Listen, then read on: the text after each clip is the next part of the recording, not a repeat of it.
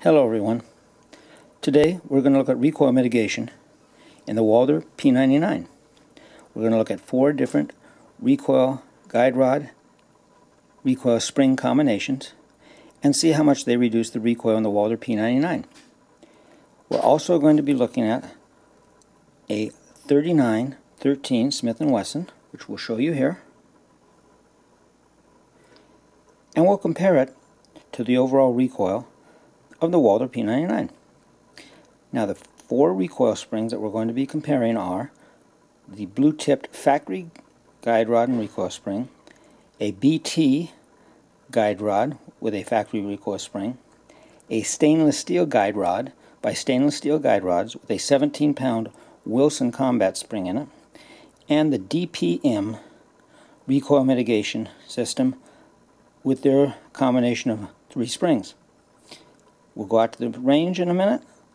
We'll see how these work. I'll also give you a overall view of what I think before I look at the videos. Let's go out to the range.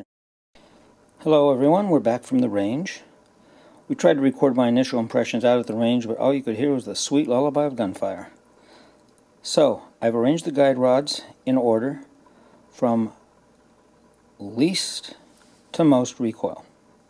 At the very bottom of the list from perceptions that I had was the factory guide rod and recoil spring. Next came the BT guide rod and its recoil spring. After that was the stainless steel guide rod with the 17-pound combat recoil spring, and it seemed to have even less recoil muzzle flip than the 2 previous. Finally, the winner in this little test, at least perception-wise, was the DPM guide rod with its triple spring combination. Now I compared all those, and then as we pan up, we compared it with the 3914, which I found to be soft shooting, and the recoil was almost negligible. But these are just initial impressions. Let's take a look and see what the video shows us. Aiming at? I was going for the spinner.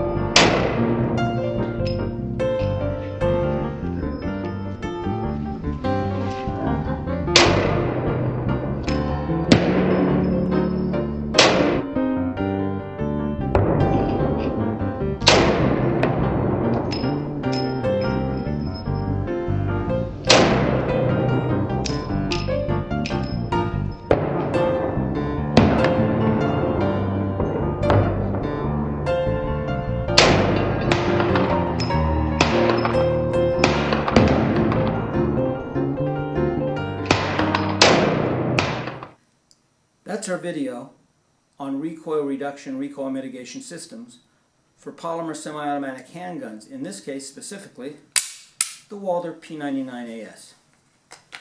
And comparing that to our Smith & Wesson 3914 all-metal subcompact in 9mm also. Now, I shared with you at the beginning of the video my initial impressions on what I thought the recoil reduction systems were for the P99. I have changed them slightly since then after watching the video. Now, the factory guide rod spring, that definitely had the most amount of muzzle flip and recoil. The BT guide rod spring and the stainless steel guide rod spring, at first I would have said one was better than the other, and I think I would have rated probably the stainless steel over the BT. However, looking at the video, I have to say that they look pretty much the same. Now, the BT guide rod spring weighs a little bit more, but has an original Walther factory 11.42 pound recoil spring. The stainless steel guide rod spring has a 17 pound Wilson Combat spring on it, and it is slightly lighter. So between those two, either one would probably do just about the same as you can see on the video. That would be more of a shooter's experience than what you would prefer. However, the clear winner was the DPM system. Both the muzzle rise, the amount of recovery time after shooting was greatly reduced in the DPM system. What did surprise me, though, was that the 3914 had a muzzle flip and recoil time that was close to either the stainless steel guide rod or the DPM or the BT and DPM. It was somewhere between those particular guide rods as it stood. I hope you enjoyed the video. I hope it'll help you make a decision if you're thinking of buying one of these recoil reduction systems. Have a nice day. Please remember, be safe when you fire your gun. Don't put your finger on the trigger until you're absolutely ready to fire it. Know what's behind your target, and all of the other gun safety rules that we should all follow every day. Until then, stay tuned for our next video. Have a nice day.